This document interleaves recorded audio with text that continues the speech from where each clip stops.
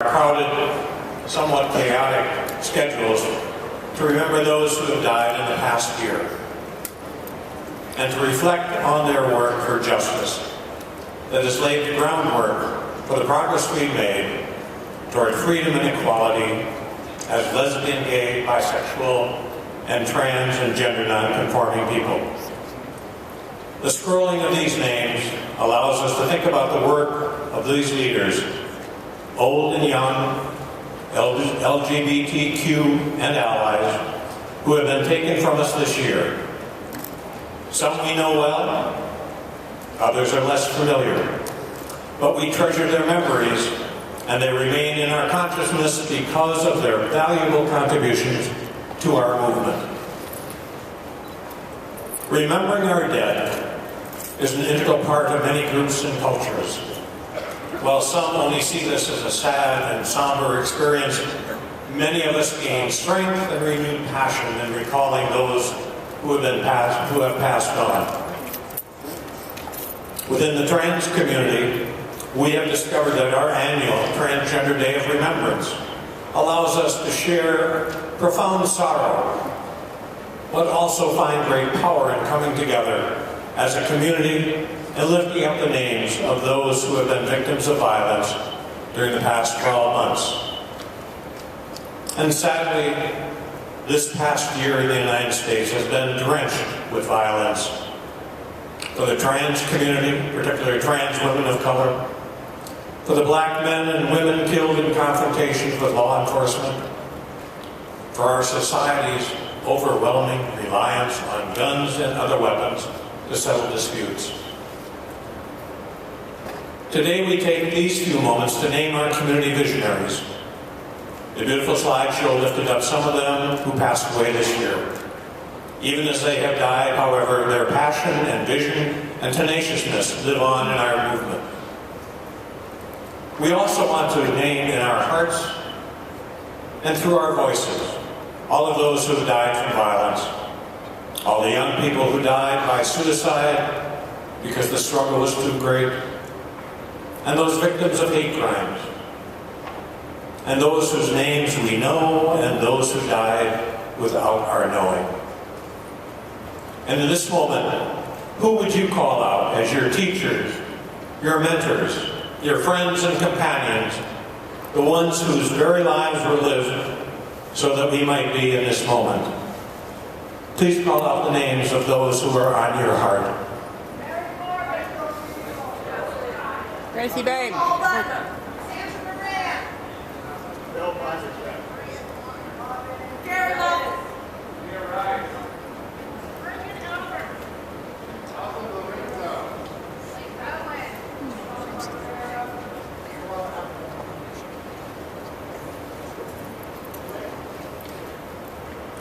May their spirits continue to bring passion and energy to all that we do, so that one day, after we have passed on, others may stand here and lift up our names in gratitude and thanksgiving.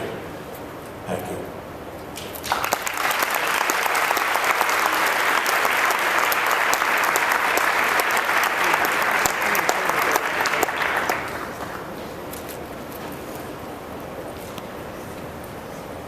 Hello, Chicago. My name is Stacey Long Simmons, and it feels so good to be back in my second home.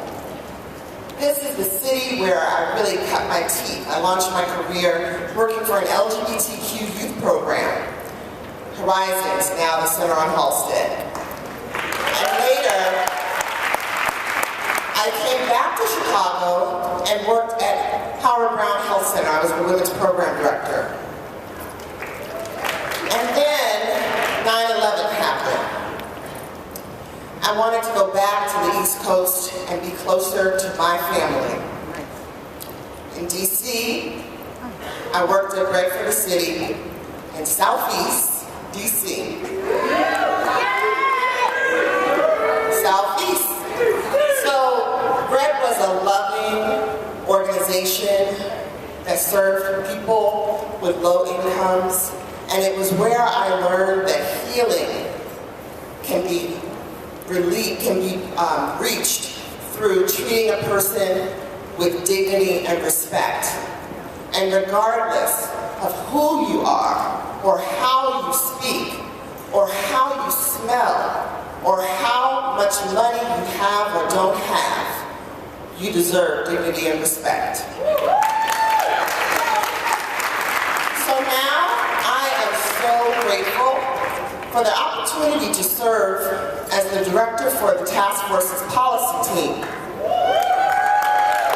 And it is truly a privilege to be setting our broad and inclusive advocacy agenda that really reflects the racial, socioeconomic, and gender justice values of our organization. On most days, I spend my time wearing suits or dresses like this and putting forth a professional image. But underneath the layers of my work drag is my own personal story. And it is one that is very closely tied to the work that I do here at the task force.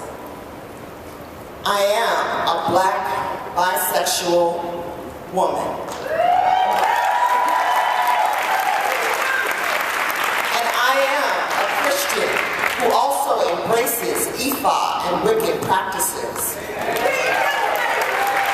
I was born in Queens, New York, born and raised, to a teen mom and a father who was stationed in Korea during Vietnam. 6 months after I was born, Dr. King was assassinated. So, y'all know I love Chicago. But I will always, first and foremost, be a round-the-way girl from Queens. And I'm sorry I forgot my bamboo earrings. I grew up attuned to the lyrical sounds of Jamaican patois and Spanish spoken with a Puerto Rican flavor. I spent my elementary and middle school years with classmates who were not known as simply black or brown or white. We were learning together as Trinidadian, Dominican, Jamaican, Panamanian, Puerto Rican, Ecuadorian, Filipino, Chinese, Korean. I forgot the Europeans, right? Scroll back down. Greek, Italian, Irish. That was not intentional. That was not intentional. I feel so lucky to have born in a place that many describe as the most ethnically and linguistically diverse urban area in the world. Now, my grandparents, they took care of their families on the money that they earned from working as a domestic for upper-income white Jewish households in Manhattan, a seamstress who made zippers all day in a factory in Flushing, a coal miner who risked lung cancer working in Pittsburgh, and a sharecropper who worked farms in Williamston, North Carolina. I am the daughter of parents who raised me and my siblings on salaries that were negotiated via union contracts because they were civil servants with union reps who could fight to protect them as workers and protect them from unfair wages and shady employment practices. My younger brother is one of the many millions of incarcerated individuals living in this country. It is very painful to have phone calls with him and hear that constant automated voice that comes in to remind us that he's under constant surveillance and that this is a time-limited phone call. When I visit him, I can't just drop in. We need permission from the facility, and even then, after permission's been granted, we drive several hours to see him, and our face-to-face visit is still not guaranteed. So as a lobbyist, right, I'm on the Hill frequently, meeting with members of Congress and their staff. The bitter reality is that just like visits with my brother, these are also by appointment only and require security clearance before I can be admitted. But as you know, they are very different experiences. If you were in the plenary last night, you know that I lost a loved one, and what that means, what I carry with me, is that watching the news about the heartless murders that happen day in and day out all across the nation, I don't have to imagine what it feels like to have your loved one taken away from you. All of this experiential stuff is what grounds me.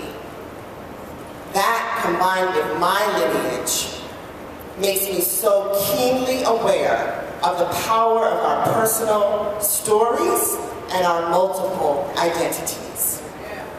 And at the task force, I am blessed with a dream team. Not all of them here. Together, the work that we do ranges from influencing legislation to developing winning strategies to showing up for direct actions. And as you know, these are very interesting times. The Supreme Court that granted marriage equality and reaffirmed fair housing and Obamacare has also gutted the historic Voting Rights Act. And now let's see what they do with the upcoming immigration case, right? And the other cases on their docket. Our organization launched an LGBTQ voting rights toolkit so that we can galvanize folks in our community during these months and weeks and days leading up to the November 2016 elections. And with President Obama's administration preparing to close the chapter on an era of unprecedented leadership on behalf of LGBTQ rights, there is so much at stake. And one thing's for sure, we cannot afford to go backwards. In fact, we are just getting started. We won't stand for a partially inclusive vision for our nation. It's why we're pushing for passage of critical legislation like the Equality Act and calling on ICE to stop raiding our communities and calling for radical change to the criminal justice system. So what we're calling for, a bunch of things, we'll get to that later in the program. But anyway, I hope I've been able to give you a glimpse, both personally and professionally, of where I'm standing. I am at the intersection of multiple identities that at times may even be at odds with one another. And right now, our LGBTQ movement is polarized, and it's getting in the way of the work that we need to get done. And I don't have all the answers. My wife knows that. And I'm by no means perfect. She knows that too. But all I can say is to all of you, I am committed to using my own Black Girl magic to help manifest as much power and justice for all of us as humanly possible. Thank you.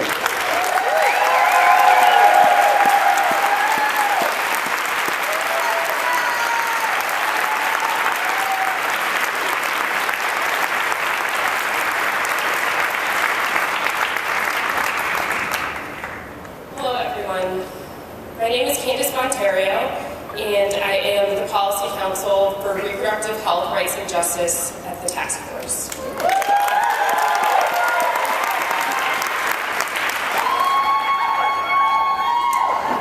As I stand here and reflect on this past year, one word comes to my mind: violence. For me, this past year was marked by gun violence against the Black and brown communities at the hands of police, mass shootings and arsons at Planned Parenthood clinics, violence against trans women of color just for being who they are, the bombing of Black churches, and I am still grieving after, in Charleston, South Carolina, 9 innocent Black churchgoers were shot dead and killed in the name of hate. They welcome someone into their world, into their home, only to be brutally killed. And for me personally, these senseless and tragic acts of violence are reproductive justice issues.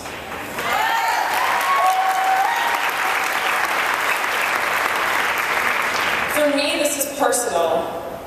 I am a proud Black feminist. Every single day I advocate for reproductive health, rights, and justice. And I am extremely proud and fortunate to be speaking to you on the 43rd anniversary of the Roe v. Wade decision.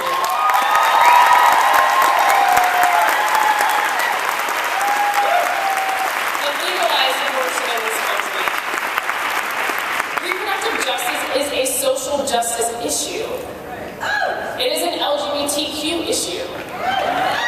I believe that all people, regardless of who we are, have the inherent human right to decide whether or not to have children. For me, I've always wanted children.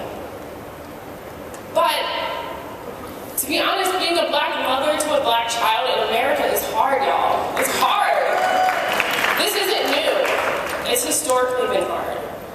And maybe it's because I'm at the time in my life where I'm ready to have children, or maybe it's because the rise in social media and news coverage of Black and brown bodies being killed by police and harassed on the streets. But I'm more scared now than ever. And in full transparency and authenticity, I have to tell you that my husband is white and my kids will be biracial. And I recognize that my kids may have privilege that I never had in this country, but depending on the darkness of their skin, they will likely still be considered Black. And my fear of raising children in this country is a reproductive justice issue. I shouldn't be afraid to have kids.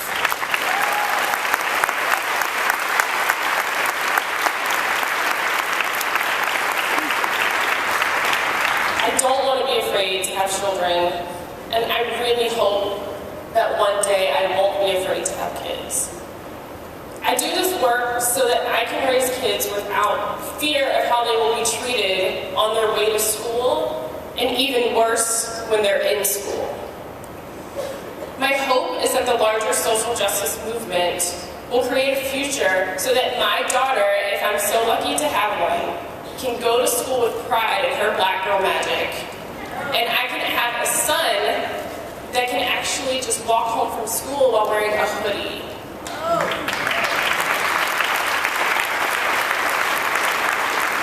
No matter how they look, the color of their skin, their style of clothes, their sexual orientation, their sex, their gender, all of our children need us to do better. We have to provide them a socially just world.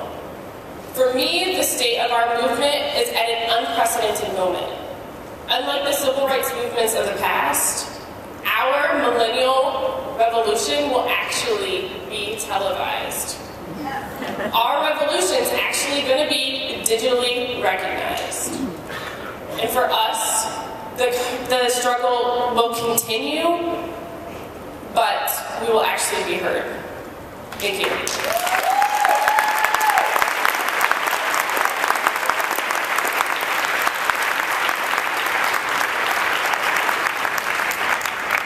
Meghan Maury, and I'm Senior Policy Counsel for the Task Force. And sometimes, most of the time, I can't believe how privileged and lucky I am to be doing this job. When I was 18, I cooked up a shot of heroin, passed it to my girlfriend, and watched her overdose. And then I hesitated before I called 911. And I will never forgive myself for that moment. I know why I did it. We had like $300 worth of heroin and 5 syringes in the house, and I knew that she was a person of color and she would carry the consequences for my actions. And the funny thing is, we'd been clean for like 2 months before that night, but we'd gotten a phone call that day from a friend of ours who told us he was positive. Don't stay clean! We didn't know much about transmission risk, but we knew that we'd all share needles a lot because it was hard to get our hands on clean ones. And we knew basically nothing about treatment, but we knew that we didn't have health insurance. So suddenly, staying clean just didn't sound that important to us. It didn't feel that important to us. And so before we even got tested, we got high.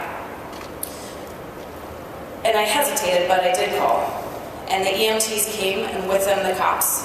And they gave her a shot that saved her life, and then arrested us both. With the arrest came eviction, and we ended up homeless, living in a car because it was safer than the shelters for queer and trans and genderqueer kids. And it sucked. We were cold all the time. We were hungry all the time. We stunk all the time. And seriously, we smelled awful all the time. It's hard to function when you smell awful all the time, but we made it through. I'm a lawyer now, and people ask me a lot.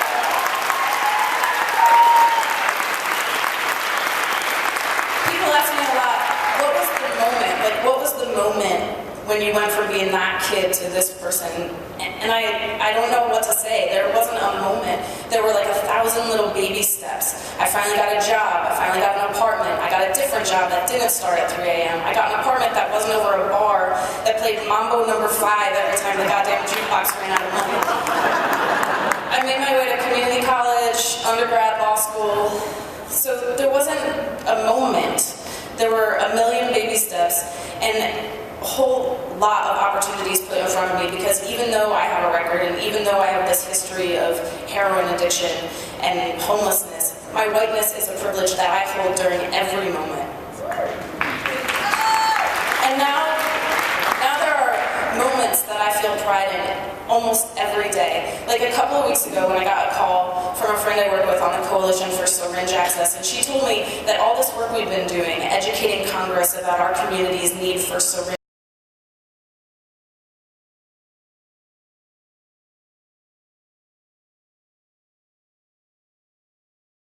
that was a freaking moment. And that's my every day in this job. It's amazing. This year I worked with young people who are experiencing homelessness and housing instability, and supporting their energy and their leadership and their resilience. And when the Department of Housing and Urban Development announced a couple months ago that they're strengthening protections for trans and gender non-conforming folks in shelters, that felt like a moment.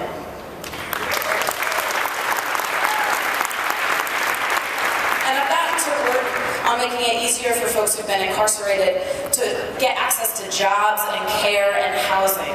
And a couple of months ago, the Department of Housing and Urban Development announced that they were making it easier for people with arrests and convictions to get into or stay in public housing. That was a really cool day too. And then there was Monday, right? Monday, I'm sitting up in my hotel room here in this hotel, talking to the Bureau of Prisons about how people need access to affirming health care when they're released from a period of incarceration and are coming back to their communities. And they agreed on that phone call to include LGBTQ affirming health centers in their resource guide for people who are returning. That was amazing. But as all of these awesome policy changes happen, I just wonder what our lives would have looked like if things had been different 20 years ago. If we'd been able to get access to clean syringes, if we'd known more about HIV treatment and transmission, if we'd been able to stay at shelters or get into public housing, if there had been more safe spaces for queer youth and youth of color. So that's what drives me. I'm not doing the kind of work that gets flashy headlines. There's not going to be any HBO special on regulatory policy advocacy, although there totally should be, because it would be really, really interesting. But I know the work that I'm doing, it would have changed my life, and it would have changed the lives of the people I lived with, loved, and spent time with. So that no 18-year-old kid has to hesitate before they make a phone call that's going to save the life of the person they're in love with.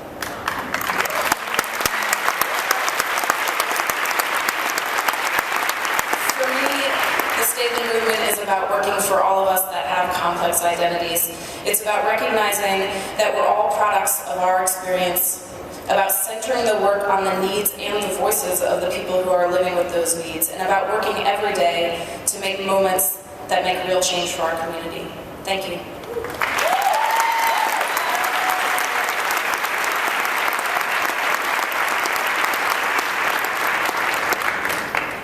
Hi, I'm Kayley Whalen, the Digital Strategies and Social Media Manager for the Natuonal LGBTQ Task Force.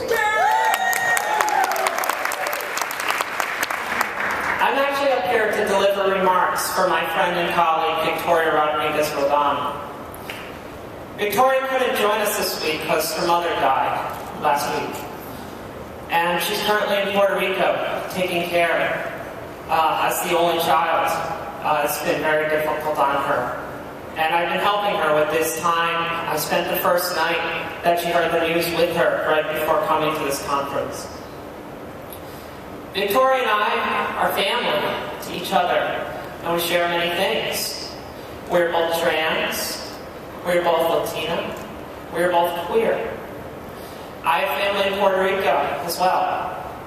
And both of us struggle with a mental health disability, specifically bipolar disorder. And we are both called upon regularly to represent our communities, which is no easy task. So here, without further ado, I want to give her remarks. Hi.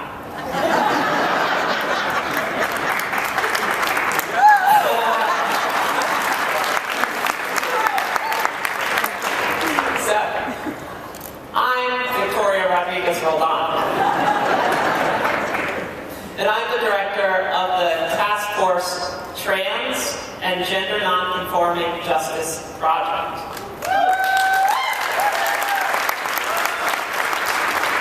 There are many ways in which I identify in this world. A trans woman, a person with bipolar disorder, a proud Puerto Rican, an aunt, a human being. This past year was an extremely important one to the trans community. For the first time, we're being portrayed in the news, TV shows, and movies more than ever, and in positive roles. Not as serial killers, well, except one show. And yet, at the same time, this year, a year marked with such positive visibility, 23 trans women and gender nonconforming people were murdered, that we know of. The vast majority of whom were people of color. One of them was Keisha Blanche, who was killed in Aurora, Illinois, a mere 40 miles from where we are today. Many more, including many in this very room, have been victims of violence simply for being who we are. Today, and for all the days to come, we make the call, trans power now, and stop trans murders.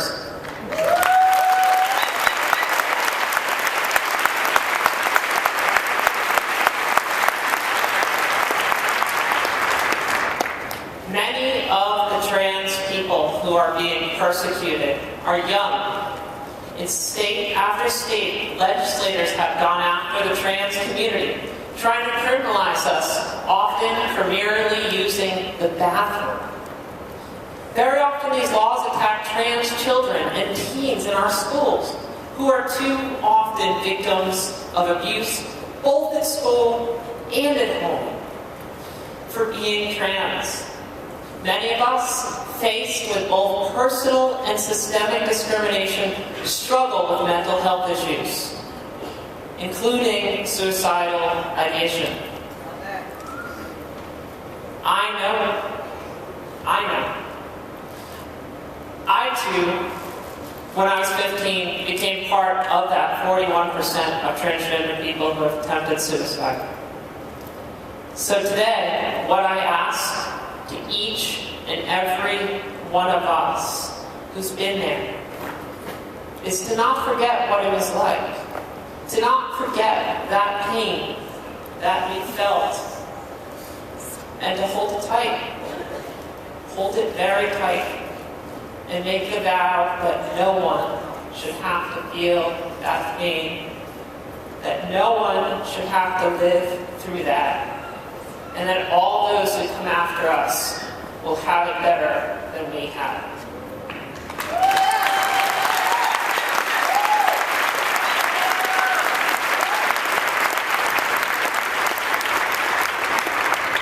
Let us fight for that day where no one will ever feel afraid the day they come out. We will achieve that day, even if the heavens fall in the process.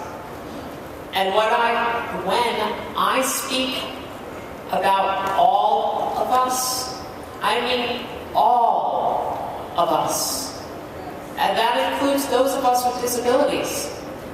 And yes, I didn't just say the word disability, because many of us, LGBTQ people with physical and mental health disabilities, are being stigmatized, criminalized, and having our identities, our disabilities used to erase our LGBTQ identities.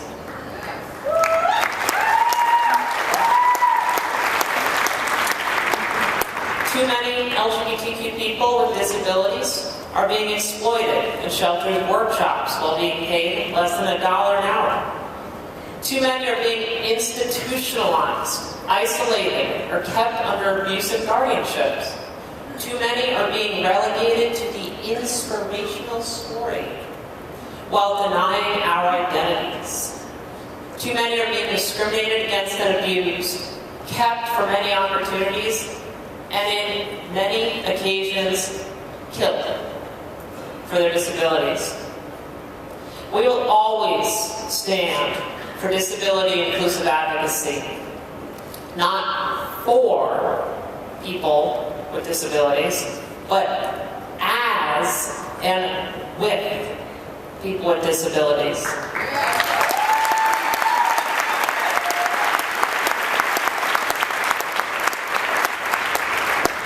We will stand as the LGBTQ voice of the disability movement and the disability voice of the LGBTQ movement. The state of the movement is that when it comes to those of us in the LGBTQ disability community and in the trans and gender nonconforming community, there will be nothing about us without us.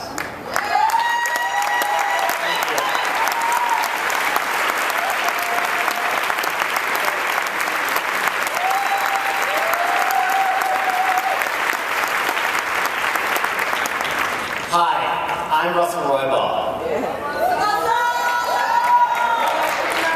And I'm a 7th generation Chicano. I'm a product of mestizaje. I have colonizer, indigenous, and Sephardic blood coursing through my body. My arrival here has been complex. The first people who came to this continent with my family name were expelled from Spain because they were Jews.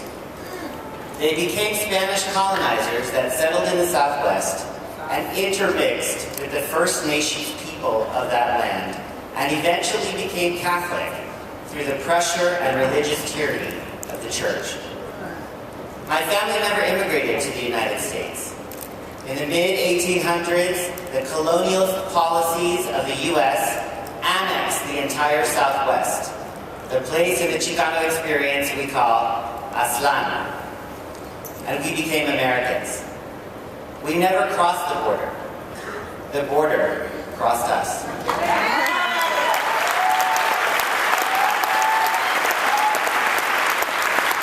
My experience would have been very different if those borders would have been drawn just a few miles north to the small pueblo my family is from in now southern New Mexico and West Texas. Yet immigration, in its modern form, still impacts me and those I love. And it's something I am as concerned about as much as LGBTQ rights, in particular as a femme, queer Chicano. whose gender identity is complex beyond the male body form you see in front of you.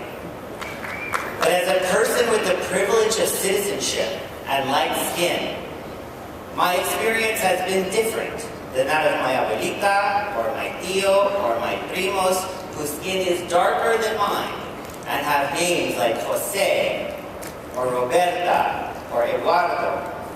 The recent raids by Homeland Security and roundups of undocumented women and children hit close to home because many of those being deported looked like my abuelita, my tío, or my primos.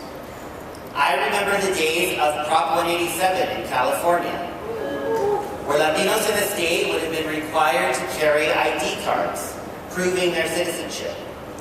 Or more recently, SB 1070 in Arizona, which did even worse. It reminded me of what my grandmother taught me growing up, to always carry my birth certificate with me. She grew up in segregated El Paso, where the signs on the buses that she rode every day read colored and Mexicans in the back. The raids are emblematic of an administration obsessed with deportation and criminalized the search for hope, opportunity, and safety. Thousands languish in ICE detention centers. LGBTQ detainee safety is often in jeopardy without access to counsel or due process or appropriate health care.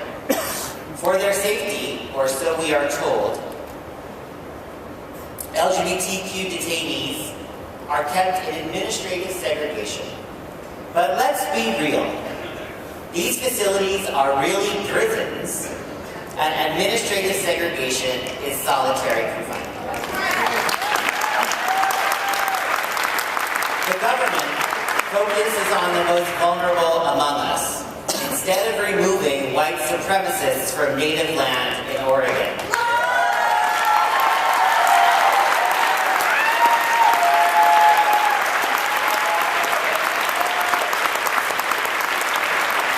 The government raids the offices of Rent Boy instead of once and for all closing Guantanamo.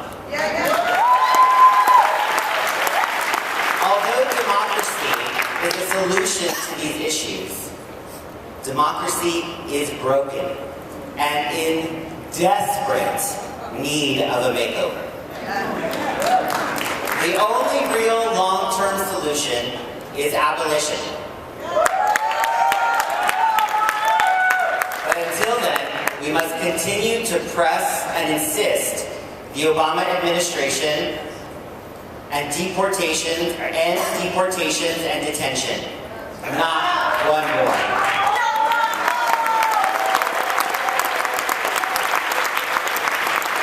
The president has the power to do this without Congress, so that his greatest legacy won't be as deporter-in-chief. We can create a better world and a better future. We can end deportation and detention and tear down walls and create citizenship for all who desire.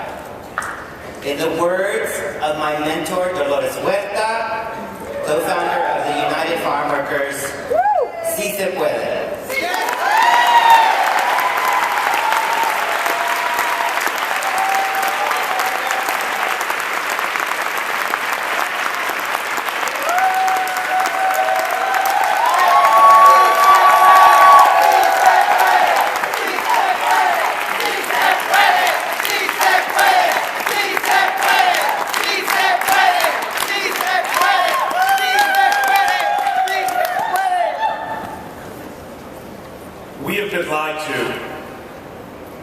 My name is Rodney McKenzie Jr., and I am the director of the Academy for Leadership in Action.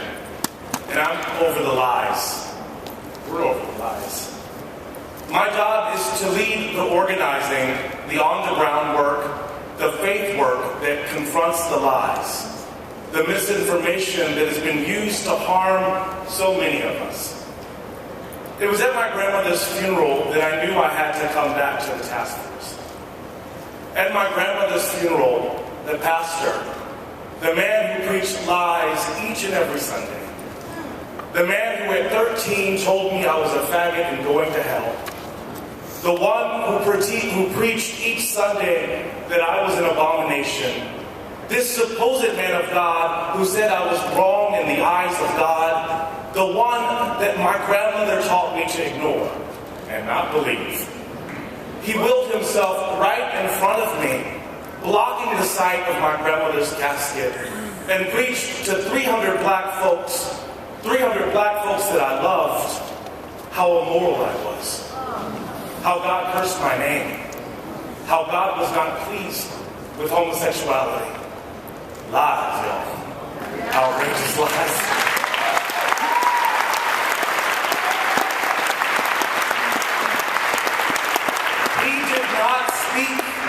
About the poverty, about the racism that was killing the black folks I loved.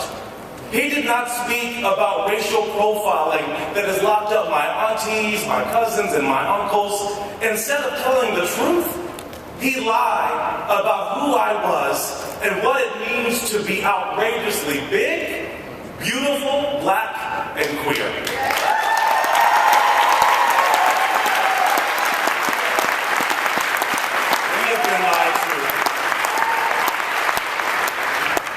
We have been lied to. Faith has been stolen. We have been lied to.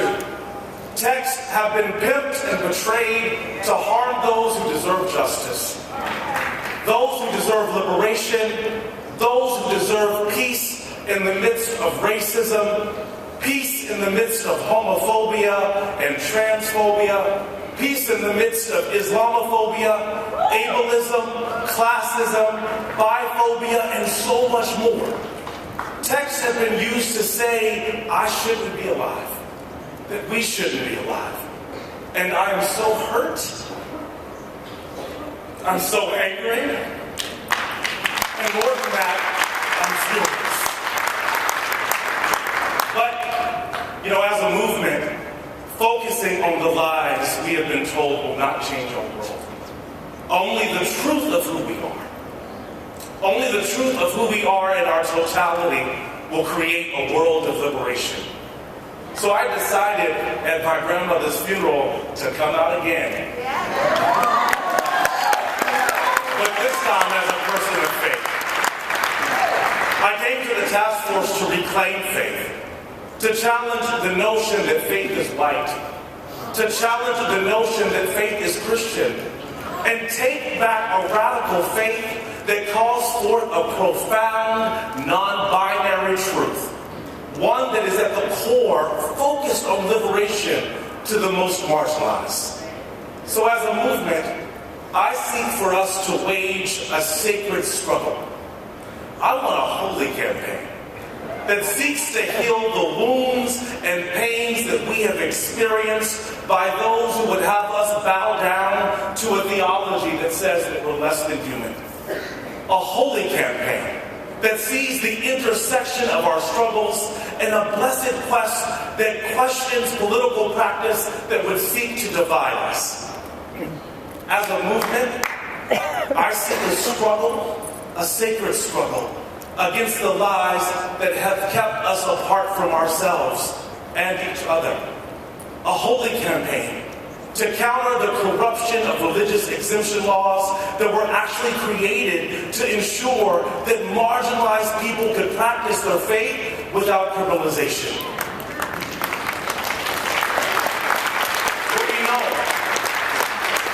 that once again, they have perverted these laws to harm LGBTQI peoples. But our truth is greater than their lies. Our queerness is greater than their lies. Our fierceness is greater than their lies. And if you don't mind, I have to say this to the 13-year-old boy who believed that he was wrong. The 13-year-old who thought he could never be loved. And so today, as a reverend, I say to that 13-year-old, I'm sorry. I'm so sorry. And you, my beloved, are beautiful. You deserve love. And that you are the embodiment of the divine itself.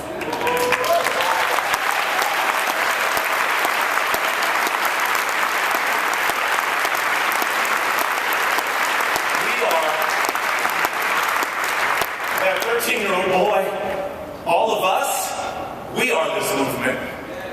Those of us who have been criminalized and regulated to the outside, even by those who are allegedly with us. This is our movement. This is our movement. A movement that knows itself. This is our movement. A movement that recognizes its truth as brilliance. This is our movement. A movement that chooses to liberate our entire world. This, right now, in this moment, is our movement. And this is our time.